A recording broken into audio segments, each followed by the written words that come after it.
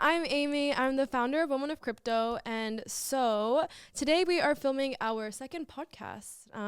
We actually got a lot of great feedback from the first podcast.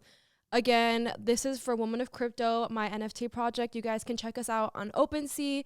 You guys should join our Discord. We have a great community. You guys should check us out on Twitter. Turn post notifications on, subscribe, like, and comment down below. We're going to be posting these podcasts 1 to 2 times a week, as well as posting like YouTube videos for NFT for beginners.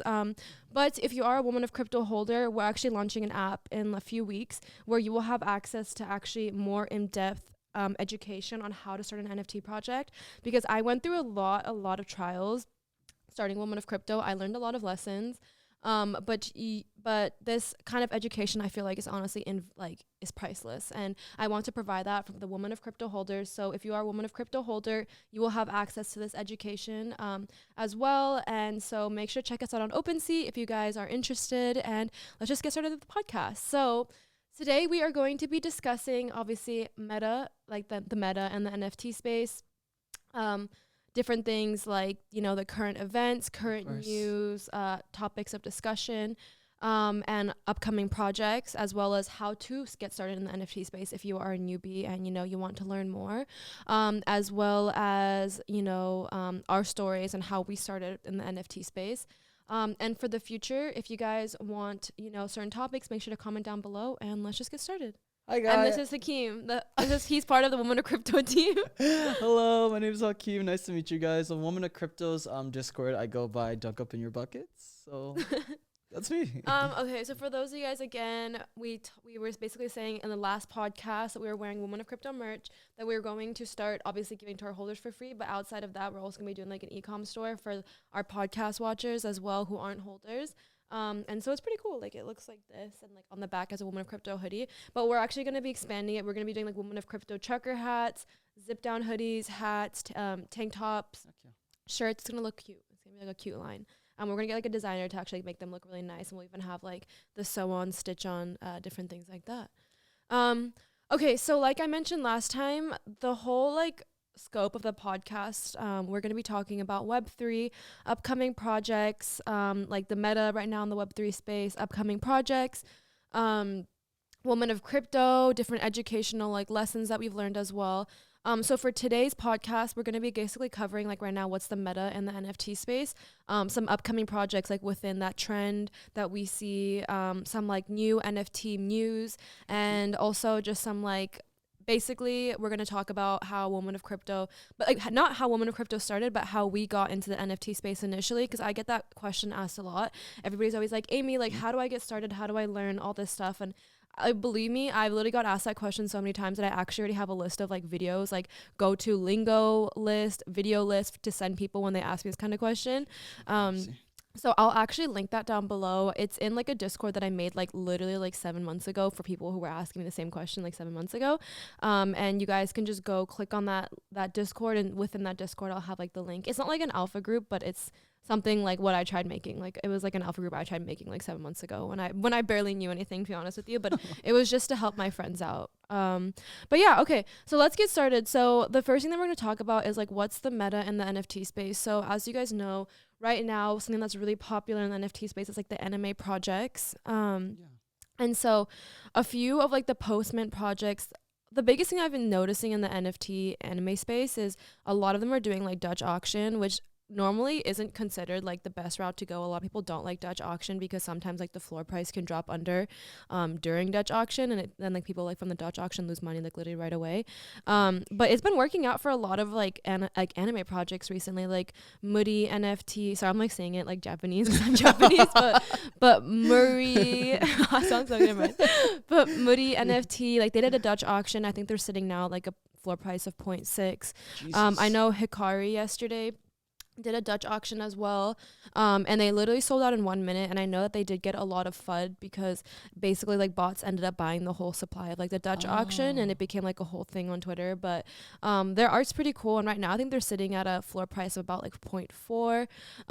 Another project that also just anime project that just minted out recently was not like a 2D anime project, but it was Shinsekai, and they were like there were a project that I was like watching for a while because I actually know like one of the advisors for that project.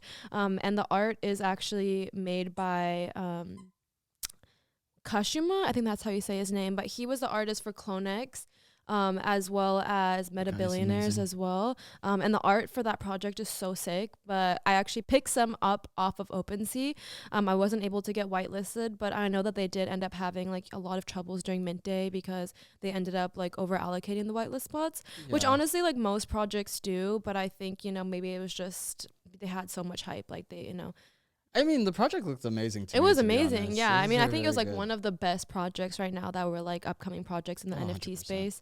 And I'm definitely going to probably buy some more post reveal. I just love their art, honestly. Like, I don't even care about the roadmap. Their art to me is just amazing. And yeah, so I mean, for me, I'm a big fan of like 3D art. I know like some people like in the NFT space aren't. But for me, I love like the 3D anime style. I think it's so sick. Another project that's actually okay, so we'll talk now about like the upcoming projects in the anime trend that I think you guys should be looking out for. So one of them is called Kahiru. That's another project similar to Shinsekai, so it's like a 3D anime project, and I'm not sure exactly when they're minting. I don't think they've put out a date yet. Their art is sick. It's like 3D anime vibes. So you guys should definitely go check it out. Another one is a Narrowverse. And they're also pre-mint, and their project looks really, really, really cool as well. They're also like and I think another one that's also caught my attention is Isekai Meta. Yeah.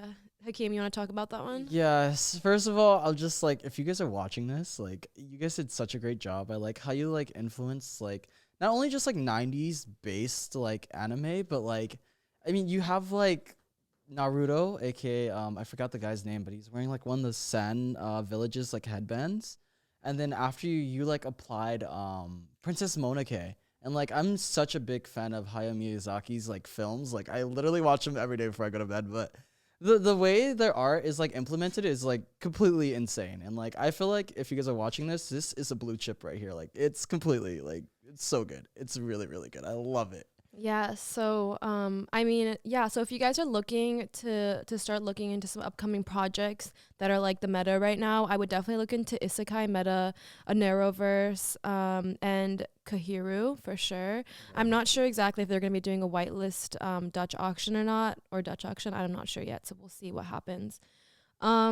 But yeah, that's pretty much like what is going on right now in the trends in the NFT space. Another trend that I am seeing is that Hollywood is also like starting to start bridging like the Web 2, Web 3 Hollywood, which is kind of interesting. Like Star Trek NFT is starting an NFT project as well. That's crazy. And also Teenage Mutant Turtle NFT coming out soon.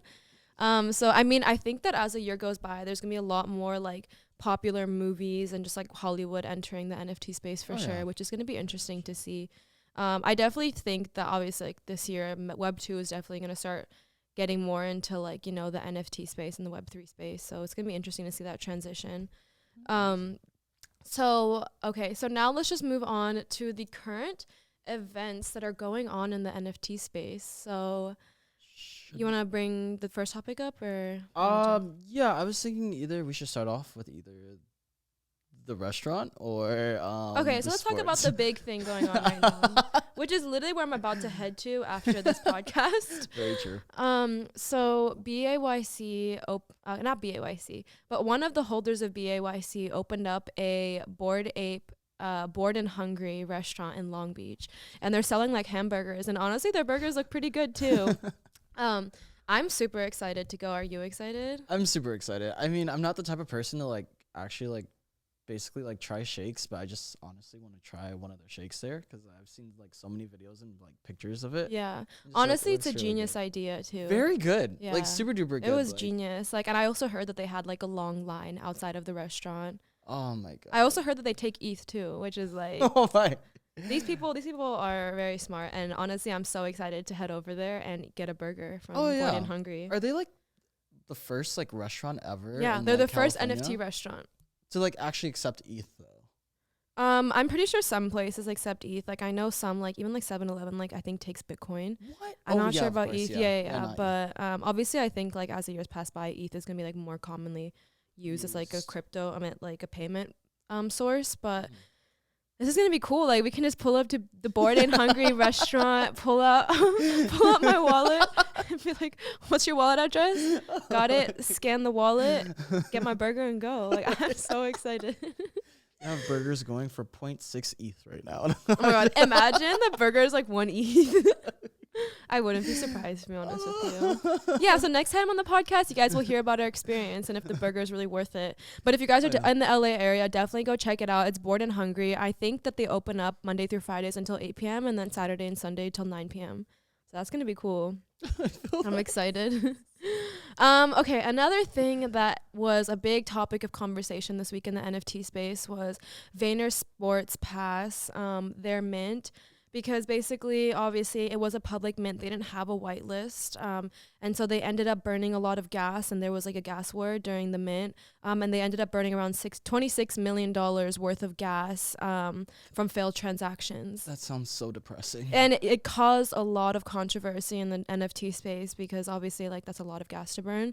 Of course. Yeah. But I think this almost brings up like the topic where right now I see like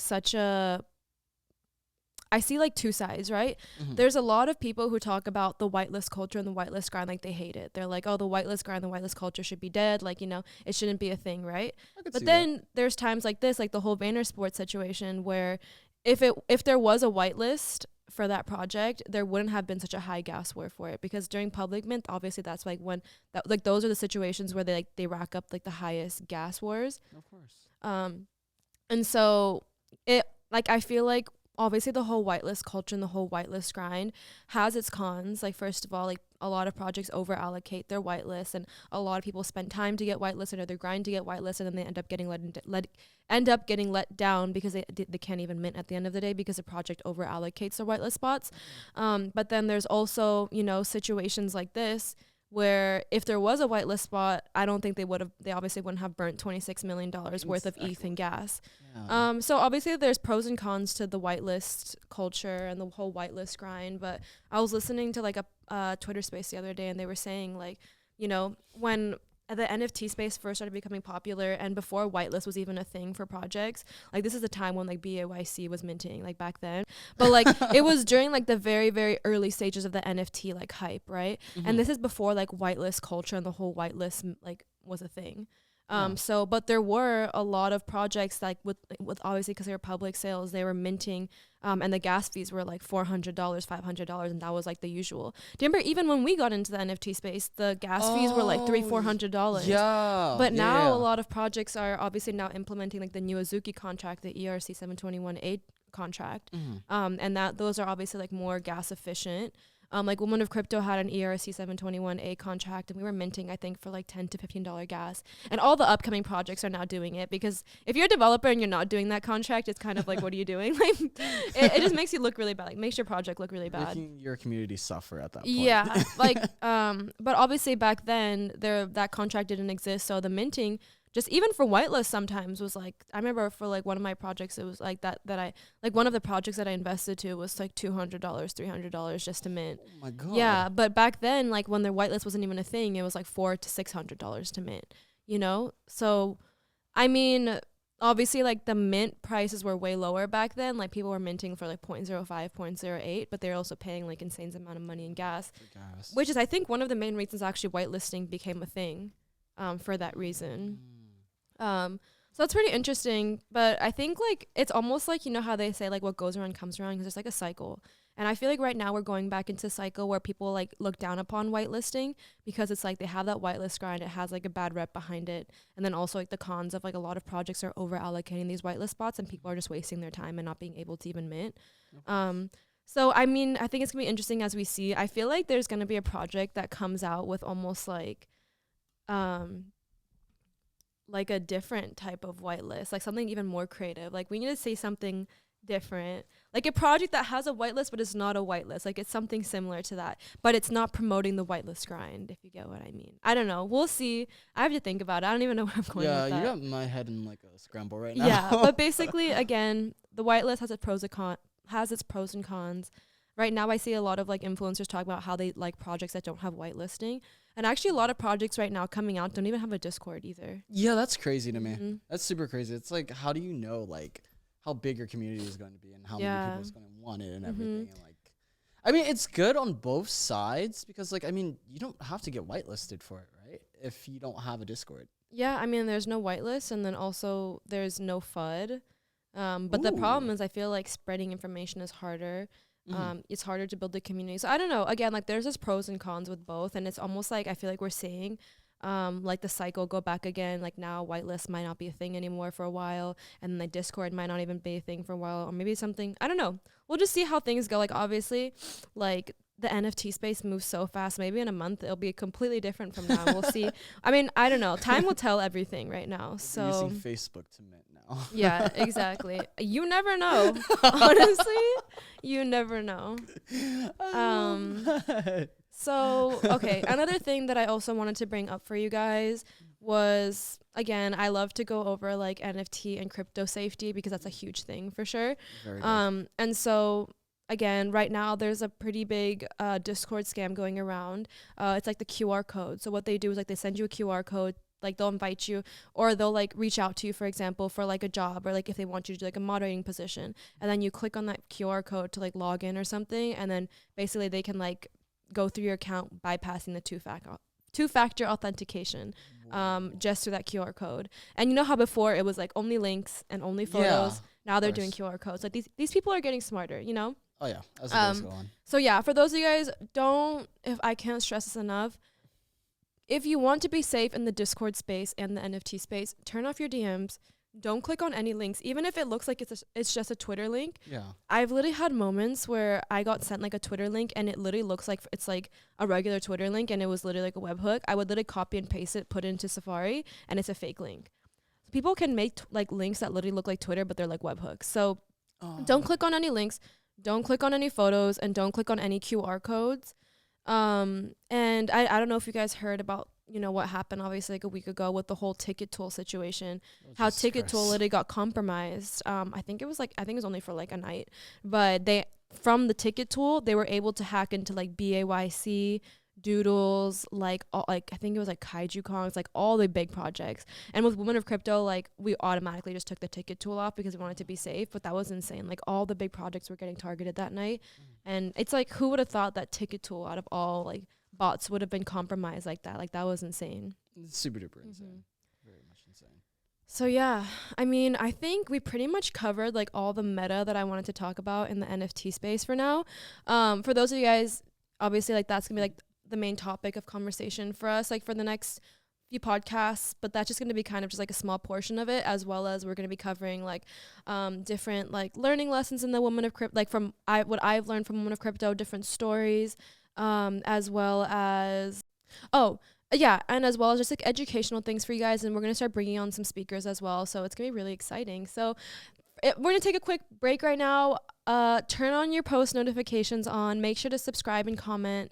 And you know, we just want to stay up to date with the podcast. We're going to be posting about like 1 to 2 times a week, as well as posting like regular YouTube videos on like for NFT newbies and stuff.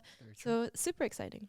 It's going to be super fun. And I hope you guys enjoyed most of the content that we're putting out. Let's talk about how we got started with the NFT space, because obviously like Women of Crypto was later on once I became, you know, more involved in the NFT space and I started noticing that there was a gender gap.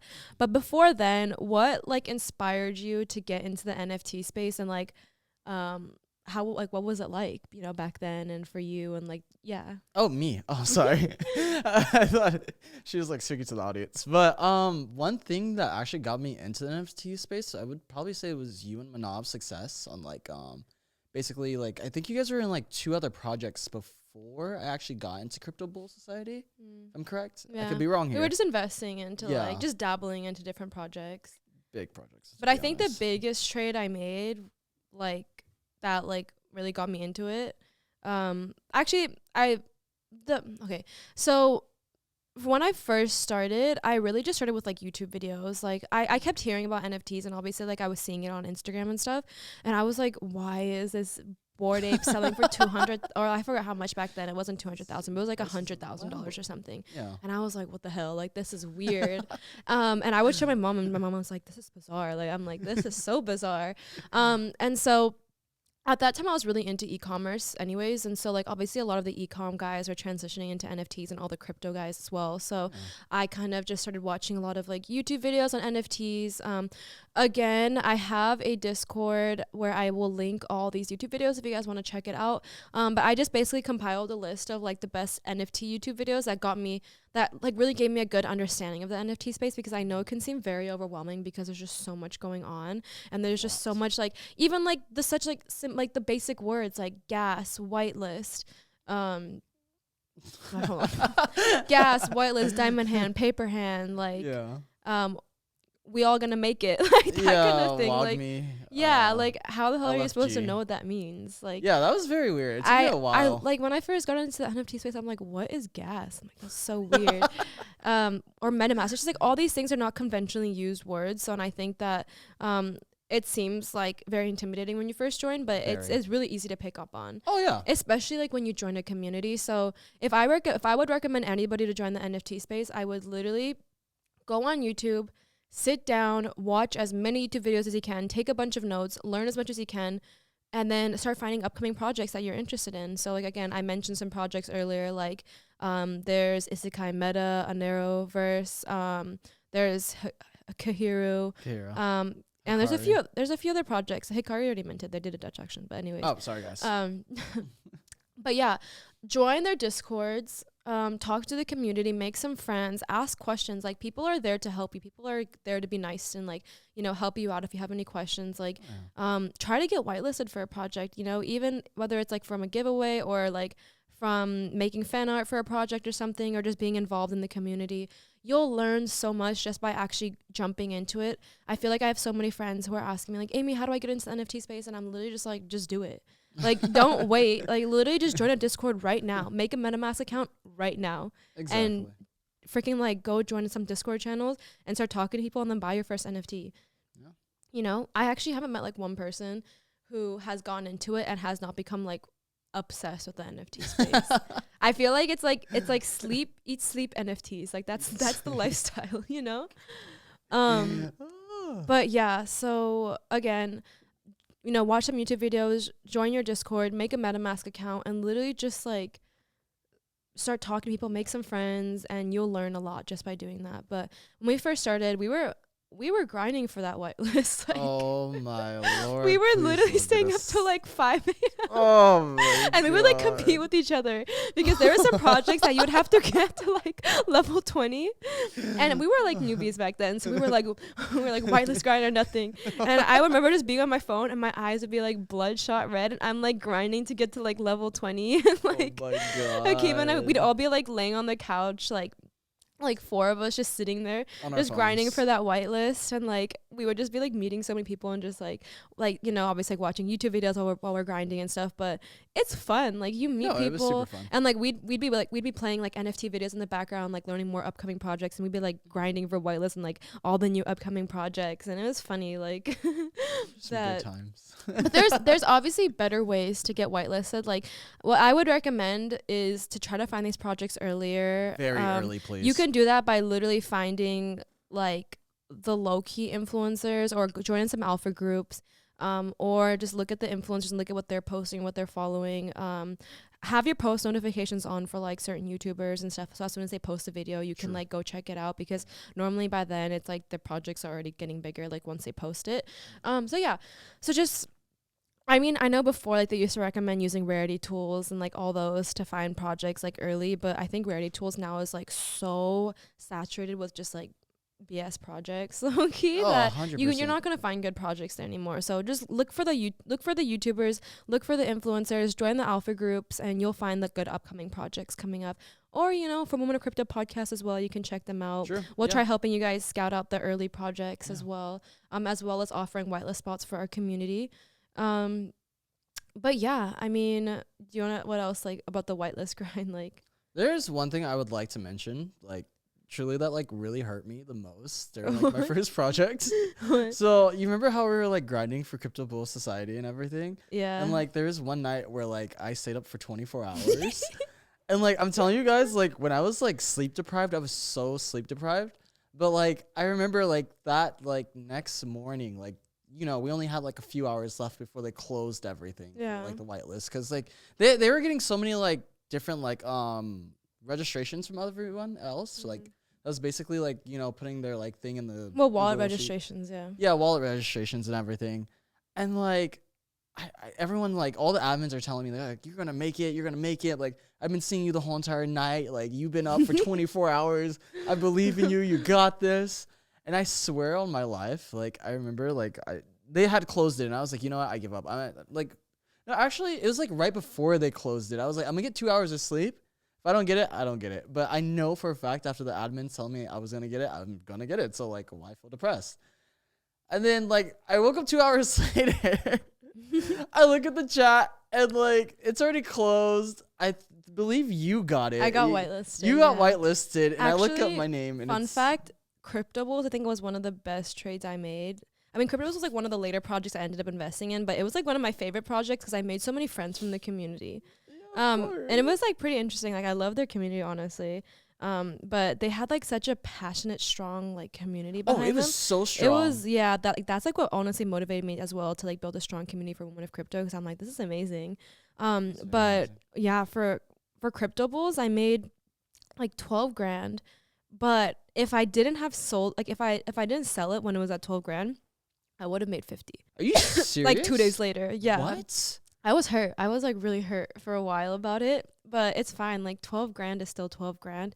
50 grand obviously would have been great. But yeah, I made like 12 grand just from that one trade in like 3 days.